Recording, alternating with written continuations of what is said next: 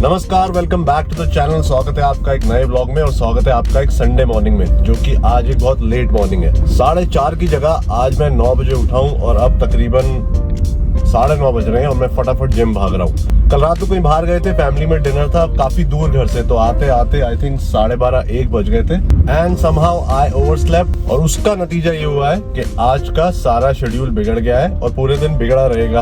आपका मील pattern, sleep pattern सब थोड़ा सा हिला हुआ रहेगा और इसी के बारे में आज के ब्लॉग में बात करेंगे। काफी सवाल जो मेरे को बहुत परेशान करते थे पहले, मेनली अराउंड न्यूट्रिएंट टाइमिंग, कि एनाबॉलिक विंडो क्या होती है, क्या हमें वर्कआउट से पहले प्रोटीन लेना चाहिए कि बाद में प्रोटीन लेना चाहिए, क्या हमें 5-6 मील्स एक दिन में लेना बहुत जरूरी है, कितनी कैलोरीज लेनी चाहिए, अगर कैलोरीज कम करनी है तो फैट से कम करें कि कार्ब से कम करें कि प्रोटीन से कम करें। और स्पेशली आज जैसे दिनों में जब आपको पता है कि आपकी शायद मील स्किप हो जाए, आपका पैटर्न थोड़ा हिल गया है, तब आप मील्स कैसे मैनेज करें, जिसमें आपको आपकी कैलोरीज पे ध्यान देना है, आपको आपके मैक्रोन्यूट्रिएंट्स पे ध्यान देना है। इस टॉपिक ने मुझे मेरी लाइफ में, मेरी फिटनेस जर्नी में काफी ज्यादा परेशान किया है। मैं बहुत ज्यादा कॉन्शियस होता था कि यार मेरी एनाबॉलिक विंडो निकल गई है, मेरे खाने का टाइम निकल गया है, मेरी कैलोरीज कम हो गई है, मेरे मैक्रोज हिल गए हैं, अब मेरी बॉडी खराब हो जाएगी।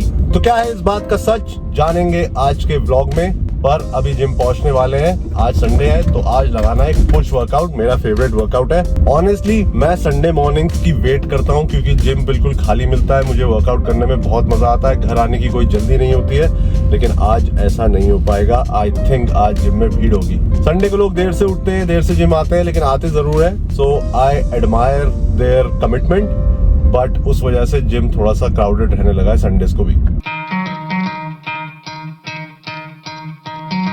Could try to play, but you're never gonna beat me. Look the other way, what I'm doing ain't easy. Bloody hands stained from the people who deceive me. Muddy hands break through the chains, go free me. Looking for change, looking for pain, pulling a mob, pushing a train. I'll never stop, stick to a lane, pick up the pieces and go rearrange.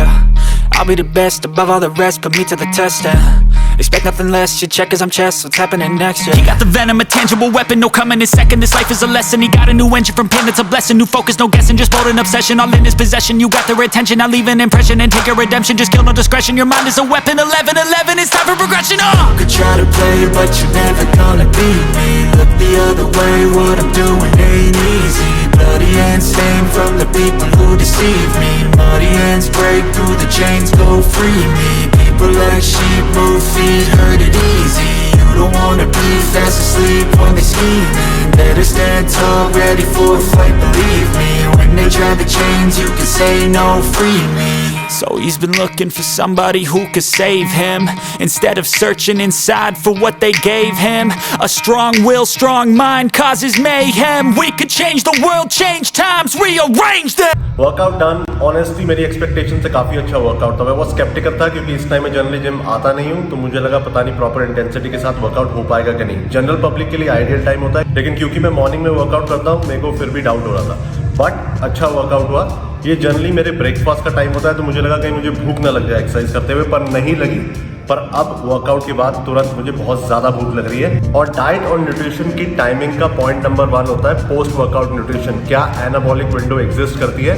मैं बहुत time तक बहुत tension में रहता था कि मुझे exercise करते ही प्रोटीन कंज्यूम करना है, अगर मैं नहीं करूंगा तो मेरी एक्सरसाइज का फायदा ही नहीं हुआ, वो प्रोटीन मेरी मसल को लगेगा ही नहीं। बहुत टाइम तक मेरी लाइफ का एक बहुत बड़ा फंडामेंटल था और मैं वर्कआउट करते ही तुरंत प्रोटीन कंज्यूम करता था। एंड आई थिंक जिम जाने वाली ज्यादातर पॉपुलेशन ये फंडामेंटल फॉलो करती है। मैं जिम में देखता हूँ वर्कआउट करते ही तुरंत सब अपना शेक बना के एकदम से पीना शुरू कर देते हैं। आई थिंक एक जेनरिक ओपिनियन ये बन गई है, ये एस्टैब्लिश हो गई है कि क्योंकि वे प्रोटीन फास्ट एब्जॉर्बिंग होते हैं, उन्हें एकदम से वर्कआउट के बाद कंज्यूम करना नेसेसरी है ताकि वो जल्दी से एब्जॉर्ब होकर आपकी मसल बिल्डिंग में हेल्प करें। लेकिन अगर आप उसको वर्कआउट की कुछ देर के बाद लेंगे तो उसका असर कम हो जाएगा और आपकी मसल बिल्डिंग कॉम्प्रोमाइज हो जाएगी। अभी देखो यार, मैं डॉक्टर तो हूं नहीं, लेकिन जितनी रिसर्च मैंने पढ़ी है और उससे ज्यादा जितना एक्सपीरियंस मेरा रहा है पोस्ट वर्कआउट न्यूट्रिशन के बारे में, मेरे हिसाब से, क्योंकि मैं मॉर्निंग में वर्कआउट करता हूं, जैसे अगर मैंने प्री वर्कआउट अच्छा न्यूट्रिशन लिया है जो मेरे लिए इसेंशियल है, मैं कभी भी एम्प्टी स्टमक वर्कआउट नहीं करता, तो मैं प्रोटीन और सिंपल कार्ब जरूर लेता हूँ वर्कआउट से पहले।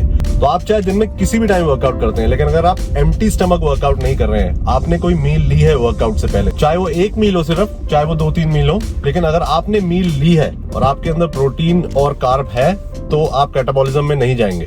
तो in such a scenario my friends, post workout anabolic window will not exist. आप कैटाबॉलिज्म में नहीं जाएंगे। तो वर्कआउट के एकदम से बाद वो प्रोटीन कंज्यूम करने का जो जुनून, जो मेनिया होता है, वो फॉलो करने की कोई जरूरत नहीं है। आप आराम से घर जाओ, नहाओ धो, अपना ब्रेकफास्ट लो, लंच लो, डिनर लो, जो भी आपको मील लेनी है। हाँ, वो मील इंपॉर्टेंट होती है, तो उस मील में प्रोटीन कंटेंट अच्छा होना चाहिए, कार्ब भी होने चाहिए। प्रोटीन हेल्प करेगा मसल रिपेयर करने में, कार्ब हेल्प करेंगे आपके ग्लाइकोजन को रिप्लेनिश करने में, और यही मुझे करना है। अब घर जाके बहुत जबरदस्त भूख लग रही है, घर जाते ही नहा धो के मुझे कुछ खाना है। एक क्लैरिफिकेशन उन लोगों के लिए जो पसंद करते हैं पोस्ट वर्कआउट वे प्रोटीन लेना, वो गलत नहीं है, आपको कोई नुकसान नहीं होगा, लेकिन वो इसेंशियल नहीं है, उसकी जरूरत नहीं है एकदम से वर्कआउट के बाद प्रोटीन लेने की। आप उसे दिन में कभी भी ले सकते हैं, बट अगर आपको अच्छा लगता है, आपकी बॉडी अच्छा रिस्पॉन्ड करती है, then you can please continue.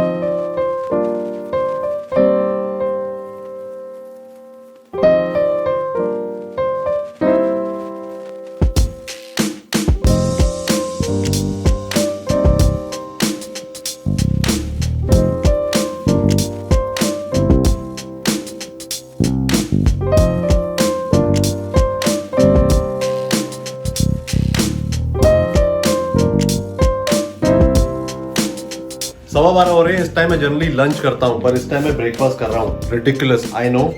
100 grams oats, एक केला, एक स्कूप प्रोटीन, थोड़ा सा सिनेमन, और क्योंकि मैं पूरे दिन में कैलोरीज अपनी कंप्लीट नहीं कर पाऊंगा, इसलिए मैंने आज इसमें एक पीनट बटर का चम्मच भी डाला है। एक बोल ऑफ फ्रूट जिसमें स्टैंडर्ड पपीता और पाइनएप्पल। संडे एज यूजुअल है एक चीट मील डे। आज की चीट मील स्पॉन्सर करी है मम्मी ने। क्यों करी है मैं आपको आने वाले व्लॉग्स में बताऊंगा। सबसे पहले देखते हैं आज खाने के लिए क्या है। सो एज यूजुअल हमारा फेवरेट आया है नैंडोज। घर पे बनी है मटन यखनी और एक ये छोटा सा पिज्जा। चल भाई बयान खोलना स्टार्ट कर।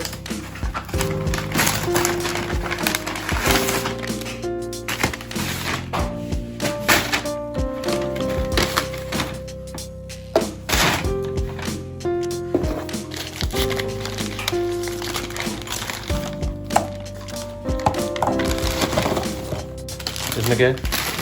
ब्रेड्स। इसमें क्या है? ब्रेड्स और बटर। इसमें क्या है? सैलड। ये तो खोला नहीं। ओह, ये भी खोलना है। मैं तभी कहूँ चिकन का है।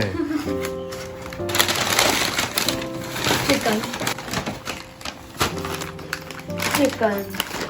आज मैंने डिफरेंट कुछ मंगाया है। चिकन ब्रेस्ट बर्गर नैंडोज ने नया स्टार्ट किया है। Seems good, lot of vegetables and a big patty of chicken breast.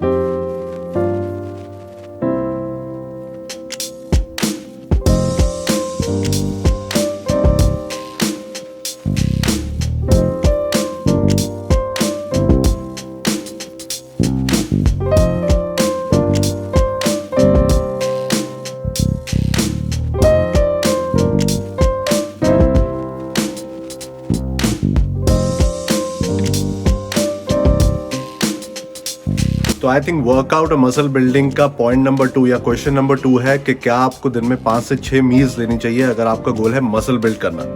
तो मसल बिल्ड करने के लिए 2 मेन प्रिंसिपल होते हैं। एक, आपका कैलोरी इनटेक कितना है, आपके गोल के अकॉर्डिंग आपको वो सेट करना पड़ता है। दूसरा, आपके मैक्रो न्यूट्रिएंट का रेशो, मेनली प्रोटीन का इनटेक। ऑनेस्टली आपकी बॉडी को कोई फर्क नहीं पड़ता कि आप उसे वो सारे न्यूट्रिएंट्स 2 मील में दे रहे हैं, 3 मील में दे रहे हैं कि 6 मील्स में दे रहे हैं। Some people find it better अगर वो अपनी बॉडी को रेगुलरली फ्यूल करते हैं और एक ही साथ बहुत बड़ी मील नहीं खाते हैं, तो उनकी एपेटाइट अच्छी रहती है, उनका डाइजेशन ठीक रहता है और उनको भूख रेगुलरली लगती रहती है।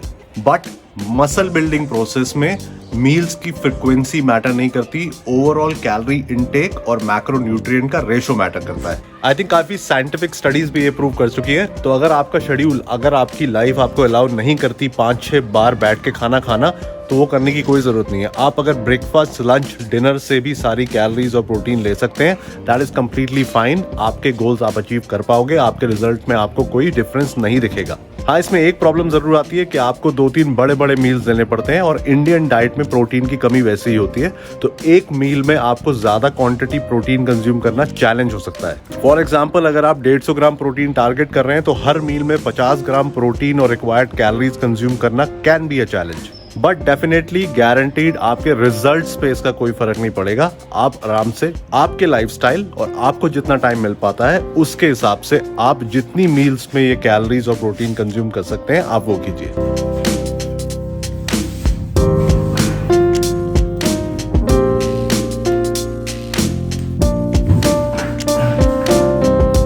कल शाम को मैं बिल्कुल शूट नहीं कर पाया, मुझे टाइम नहीं मिल पाया, तो आज व्लॉग कंटिन्यू करते हैं। अभी हो रहे हैं सुबह के 8:50, तो मेरे पास टाइम है काम शुरू करने में। अराउंड 9:30 में काम शुरू करता हूं, तो वी कैन टॉक। अगला पॉइंट जो मुझे डिस्कस करना है वो है कुछ मैक्रोन्यूट्रिएंट्स के बारे में मिसकंसेप्शंस जो काफी कॉमन है। पहली है कार्बोहाइड्रेट्स के बारे में, कि अगर आपको वेट कम करना है तो आप कार्ब खाने बिल्कुल बंद कर दीजिए या कम कर दीजिए। तो लोग रोटी छोड़ देते हैं, चावल छोड़ देते हैं, रात को रोटी नहीं खाते, सिर्फ दाल या सैलेड खाते हैं। और दूसरा है कि फैट खाने से फैट बढ़ता है। तो अगर आपका फैट इंटेक ज्यादा है तो लोगों को लगता है कि इसी वजह से उनका वजन बढ़ रहा है। तो देखिए, अगर आपको मसल गेन करनी है या आपको फैट लॉस करना है, दोनों के लिए 2 प्रिंसिपल सबसे ज्यादा इंपॉर्टेंट होते हैं। पहला होता है कि आपकी ओवरऑल कैलोरी इंटेक कितनी है, और दूसरा फैक्टर स्पेशली मसल बिल्डिंग के लिए जो इंपॉर्टेंट है वो है आपका ओवरऑल प्रोटीन इंटेक। तो आप एक दिन में कितनी कैलोरी खाते हैं वो डिटरमाइन करेगा कि आपका वेट बढ़ेगा, कम होगा कि उतना ही रहेगा। और आप कितना प्रोटीन कंज्यूम कर रहे हैं उस ओवरऑल कैलोरीज का जो पार्ट है वो डिटरमाइन करेगा कि आपकी मसल ग्रो होगी कि नहीं। अगर आपको वेट कम करना है तो आपको एक डेफिसिट में खाना पड़ेगा, रिक्वायर्ड कैलोरीज यानी मेंटेनेंस कैलोरीज से कम खाना ही पड़ेगा। इसका कोई और इलाज नहीं है अगर आपको वजन कम करना है तो। सिमिलरली, अगर आपको मसल गेन करनी है तो आइडियल एनवायरनमेंट क्रिएट होती है थोड़ा सा सरप्लस में खाने से, लेकिन आप मेंटेनेंस में खा के या छोटे से डेफिसिट में खा के भी मसल गेन कर सकते हैं। द पॉइंट बीइंग, बॉडी को कोई मतलब नहीं है कि आप ओवरऑल कैलोरीज फैट से दे रहे हैं या कार्बोहाइड्रेट से दे रहे हैं। एज लॉन्ग एज बॉडी को उतनी कैलोरीज चाहिए जितनी आपको आपका गोल अचीव करने के लिए उसे देनी है, और आप प्रोटीन इनफ खा रहे हैं अगर आप मसल गेन करना चाह रहे हैं, you can choose between the two कि आपको कार्बोहाइड्रेट हाई रखने हैं या फैट हाई रखना है। कई लोग कार्ब कम खाते हैं और हाई फैट डाइट लेते हैं, और कई लोग कार्ब हाई लेते हैं और फैट कम करते हैं। मैं पर्सनली हाई कार्ब डाइट लेता हूं और फैट काफी कम रखता हूं। उसकी वजह है कि मेरी एपेटाइट ज्यादा है, मुझे भूख ज्यादा लगती है, और कार्बोहाइड्रेट खाने से मुझे लगता है कि मेरे पास एनर्जी रहती है वर्कआउट्स करने की और पूरे दिन काम करने की और अपना स्टेप काउंट भी कंप्लीट करने की। स्पेशली वो लोग जिनकी एपेटाइट कम है, जिन्हें भूख कम लगती है, वो फैट बढ़ा सकते हैं। अगर वो कार्बोहाइड्रेट नहीं खा पा रहे, अगर चावल, रोटी, ब्रेड ये सब आप ज्यादा नहीं खा पा रहे, तो आप थोड़ा सा फैट बढ़ा दीजिए अपनी डाइट पे अगर आप मसल गेन करना चाहते हैं। सिमिलरली, फैट लॉस के लिए, वेट लॉस की बात नहीं कर रहा हूं मैं, फैट लॉस के लिए प्रोटीन हाई रखें, जितनी क्वांटिटी आपको चाहिए मसल को ग्रो करने के लिए या मसल को सस्टेन करने के लिए, और कार्बोहाइड्रेट और फैट में से कुछ भी कम करें, आपकी मर्जी है वो। तो नेक्स्ट टाइम अगर आपको कोई बोले कि मैंने कार्बोहाइड्रेट छोड़े उस वजह से मेरा वजन कम हो गया, तो आप उस आदमी को समझाना कि भाई तेरा वजन कम हुआ है क्योंकि तूने ओवरऑल कैलोरीज कम कंज्यूम करी, क्योंकि तूने कार्ब थोड़े से कम खाए। अगर तू फैट भी कम खाता, कार्ब हाई रखता, तो भी तेरा वजन कम होता। क्या मैं आपको समझा पाया? I am not too sure, but I tried. और अब मेरा टाइम है काम पे लगने का, so let me get started with my work.